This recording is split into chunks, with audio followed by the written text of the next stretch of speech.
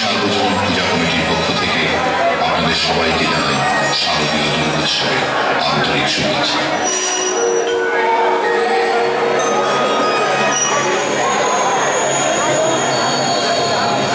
শিবপুরাণ অনুসারে সপ্তঋষির এক ঋষি যমদগ্নি।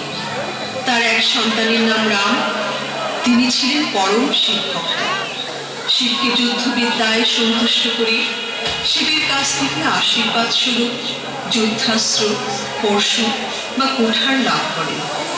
এর থেকে তার নাম হয় পরশুরাম।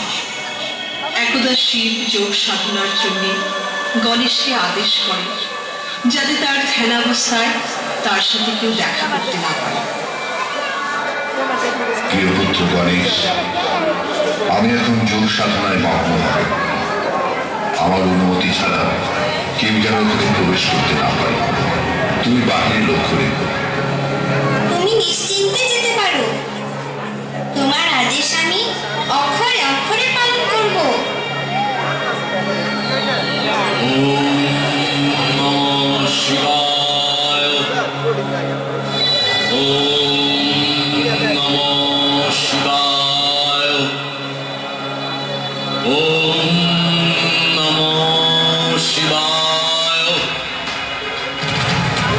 দাঁড়ান মুনিবর, এখন আমার পিতা ধ্যানে মগ্ন আছেন। কেউ যাতে তার সাথে দেখা করতে না পারেন, এটাই তার আদেশ। কে তুমি বালক? আমাকে তুমি চেনো না। আমি ভগবান শঙ্করের শিষ্য পরশুরাম। আপনি পরশুরাম বা যেই হন না কেন, আপনি এখন ভেতরে প্রবেশ করতে পারবেন না। আপনি এইখানে অপেক্ষা করুন, আমি পিতার আদেশ নিয়ে আসছি। শোনো বালক, তুমি আমাকে বাধা দিয়ে অপমান করছো। আমি কিন্তু ভেতরে প্রবেশ করবই। ক্ষমা করবেন ঋষিবর, আমার পিতার আদেশ আমি যেন ভেতরে কাউকে প্রবেশ করতে না দিই।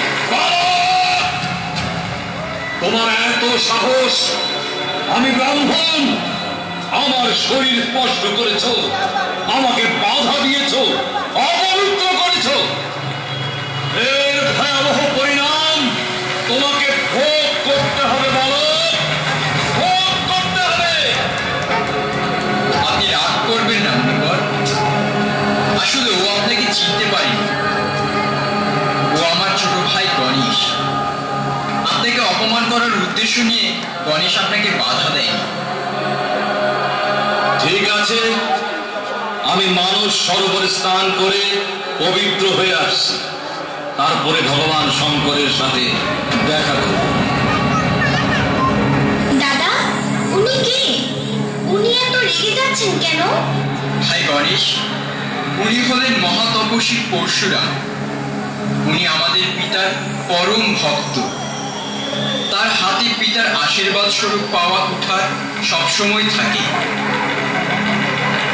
প্রণাম ঋষিবর, আমি আপনাকে তখন চিনতে পারিনি, কিন্তু দাদা এখন আমাকে আপনার পরিচয় দিয়ে দিয়েছেন। আমি এখন আপনাকে চিনতে পেরেছি। আমি আপনার কাছে ক্ষমা প্রার্থী। মনে রেখো বালক, এবারের মতো তোমাকে ক্ষমা করছি। এখন আমার পথ থেকে সরে দাঁড়াও, আমি ভেতরে যাব। মুনিবর, পিতা আমাকে আদেশ দিয়েছেন আমি যেন কাউকে তার সাথে দেখা করতে না দিই। আমি তোমাকে বলেছিলাম তোমাকে বাধা দেওয়ার চেষ্টা করবে না। এর পরিণাম তোমাকে ভোগ করতেই হবে। আমি শঙ্কর পুত্র গণেশ পিতার কাছে প্রতিজ্ঞা করেছি কাউকে ভেতরে প্রবেশ করতে দেব না। এর জন্য যত কঠিন পরিণামই আমাকে ভোগ করতে হোক না কেন।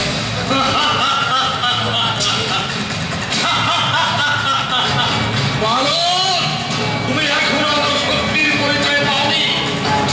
দেখো আমার শক্তি, পারলে আমাকে প্রতিহত করো।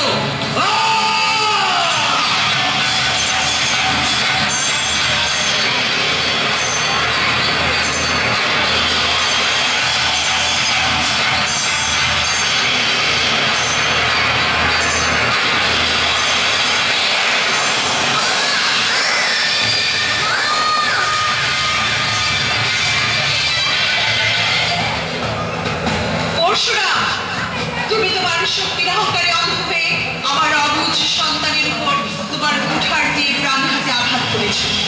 এর জন্যে আমি তোমাকে কঠিন শাস্তি দেব।